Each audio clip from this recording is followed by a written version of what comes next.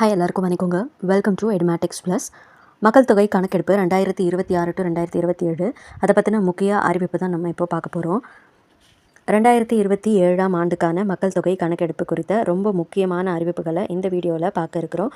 தமிழக அரசினுடைய கூடுதல் தலைமைச் செயலாளர் அவர்கள் வழங்கியுள்ள இந்த தகவல்கள் கணக்கெடுப்பு பணியில் ஈடுபட்டு உள்ள அனைத்து அதிகாரிகளுக்கும் பணியாளர்களுக்கும் ரொம்ப ரொம்ப முக்கியமானது. இந்த ஆண்டு கணக்கெடுப்பு பணிகள் 3 முக்கிய கட்டங்களாக நடைபெற இருக்குது. ஜூலை 17லேருந்து ஜூலை 31 வரைக்கும் 15 நாட்களுக்கு பார்த்திங்கன்னா செல்ஃப் எனுமரேஷன் நடைபெறும். அதாவது சுய விவர கணக்கெடுப்பு அப்படின்னு சொல்லுவோம். அதுக்கப்புறம் ஆகஸ்ட் 1ஆம் தேதியிலேருந்து ஆகஸ்ட் 31ஆம் தேதி வரைக்கும் வீடு வீடாக சென்று கணக்கெடுக்கிற பணி நடைபெறும். அதாவது எனுமரேட்டர்ஸ் எல்லாமே அவங்க பகுதியில் இருக்கிற வீட்டுக்கு போயிட்டு கணக்கெடுக்கிற மாதிரி இருக்கும். அதுக்கப்புறம் பிப்ரவரி 2027 இறுதிக்கட்ட மக்கள் தொகை கணக்கெடுப்பு பணிகள் நடைபெறும். இதில் பணியாளர்களுக்கான முக்கிய அறிவிப்புகள் எல்லாம் கொடுத்துருக்காங்க.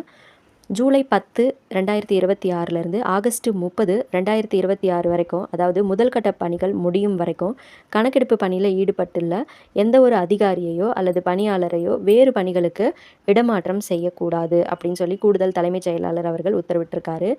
அடுத்து அந்த கணக்கெடுப்பாளர்கள் இருக்காங்க இல்லைங்களா, ஸோ அவங்க அப்புறம் மேற்பார்வையாளர்கள் இவங்களுக்கான மதிப்பூதியம் குறித்த விவரங்களையும் கொடுத்துருக்காங்க. பயிற்சி படி நம்ம பார்த்தோம் அப்படின்னா ட்ராவலிங் அதாவது ட்ரைனிங் அலவன்ஸுன்னு சொல்லிட்டு டீயை கொடுப்பாங்க. தினசரி 400 ரூபாய் வழங்கப்படும். 400லேருந்து 600 ரூபாய் வழங்கப்படும்னு சொல்லியிருக்காங்க. கணக்கெடுப்பு மதிப்பூதியம் சர்வே ஹானரேரியம் பார்த்திங்கன்னா பணிகளை வெற்றிகரமாக முடித்த பிறகு மொத்தமாக 25,000 ரூபாய் கொடுப்பாங்க. அதாவது 9,000 + 16,000. மக்கள் தொகை கணக்கெடுப்பு அப்படிங்கிறது நாட்டின் வளர்ச்சி திட்டங்களுக்கு ரொம்ப ரொம்ப அவசியமானது. இதில் ஈடுபடக்கூடிய பணியாளர்கள் அனைவரும் ஒத்துழைப்பு நல்கி பணியை சிறப்பாக முடிக்க வேண்டுகிறோம்.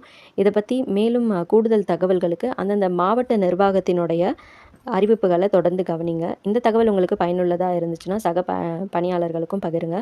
மறக்காமல் நம்ம சேனலை சப்ஸ்கிரைப் பண்ணிக்கோங்க. இந்த சென்சஸ் ஆஃப் இந்தியா இதனுடைய தீம் என்ன அப்படின்னு பார்த்தீங்கன்னா, அவர் சென்சஸ் அவர் டெவலப்மெண்ட், நமது மக்கள் தொகை நமது வளர்ச்சி.